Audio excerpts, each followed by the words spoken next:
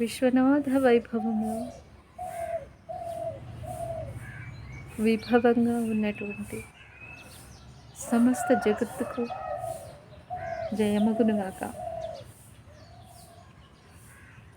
శ్రీ తిరుమలారి స్వామి చెప్పిన తిరుమందిరానికి తెలుగు అర్థాన్ని తెలుసుకుంటూ ఉన్నాం. ఈరోజు 609వ మంత్రం నుండి.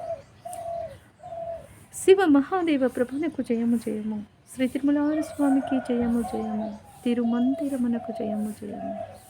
యోగము నాదాంత స్థితికి చేరవేస్తుంది అంటూ నాదాంతపు స్థితిని గురించి మనకి స్వామి ఇక్కడ తెలియచేస్తూ ఉన్నారు. ఇంతకుముందు 608వ మంత్రంలో నాదములు ఎన్ని విధాలుగా ఉంటాయో ఆ దశవిధ నాదాలు,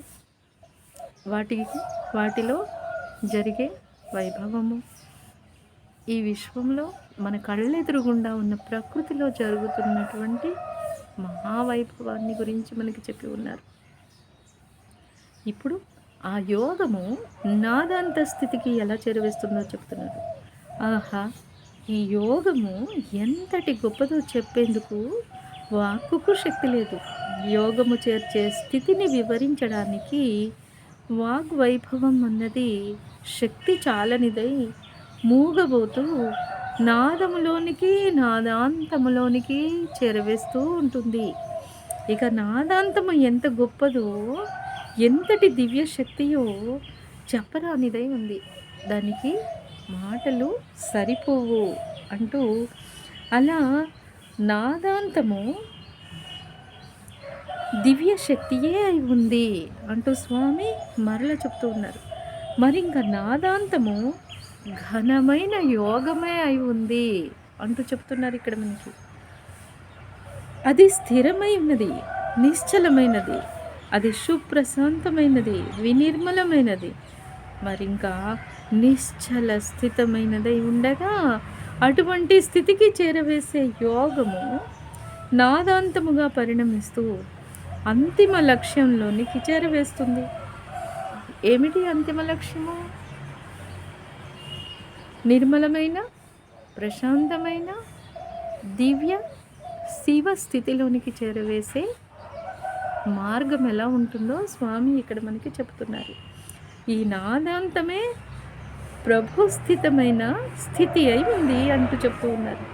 అటువంటి శివ మహాదేవ ప్రభునకు జయము జయము, శ్రీ తిరుమలార స్వామికి జయము జయము, తిరుమందిరమునకు జయము జయము. 610వ మంత్రంలో అంతిమ స్థితి నాదములో అప్రయత్న విలీనమైపోవడమే. అంతిమ స్థితి ఏంటి? నాదంలో అప్రయత్నంగా విలీనం. ఆ 6 ఆధారాలలో 6 ఆధారాలు ఏమిటివి? మూలాధార, స్వాధిష్టాన, మణిపూర, అనాహత, విశుద్ధి, ఆజ్ఞ. ఈ 6 ఆధారాలలో కుండలిని అగ్ని వెలుగులీనిన తరువాత ఆ 6 ఆధారాలను తేజస్వంతం చేశాక వెలుగుతూ ఉన్న వెలుగు వెలిగించబడిన తరువాత ఆ ఆది మూలము యొక్క అనవమలమైన చిక్కని చీకటి దగ్ధమైపోతూ ఎగిరిపోతుంది. ఆ అజ్ఞానపు చీకటి ఎగిరిపోతుంది, మరింక ఉండదు. ఆది మూలాన్ని గురించి మనం ఎరుగని దాని మరుగున ఉన్న జ్ఞానాన్ని అప్రకటితము చేసిన అణవ మలము, అది మనకు ఆది మూలాన్ని గురించి ఇన్నాళ్ళుగా తెలియనియలేదు. అది దాచి ఉంచుకున్న మనకు రహస్యం ఏంటో తెలియజేస్తుంది, మనకు మూలంగా సూచిస్తుంది. అప్పటి వరకు అది అంతా దాచిపెట్టి ఉంచింది. అది ఎలాగంటే ఇంద్రియాల ద్వారా తెలుసుకోగలిగినంత మాత్రమే సత్యంగా, తెలియలేనిదంతా అసత్యంగా భావించే నేనుగా నన్ను ఉంచుతూ ఉండనిస్తుంది. ఆ ఇంద్రియాలేమో పశువుల్లా పరుగులు తీస్తూ ఉంటాయి అణవమలపు అజ్ఞానంలో. ఆ అణవమలం ఏర్పరిచిన చీకటిలో ఈ ఇంద్రియాలు పరుగులెత్తుతూ ఉంటాయి.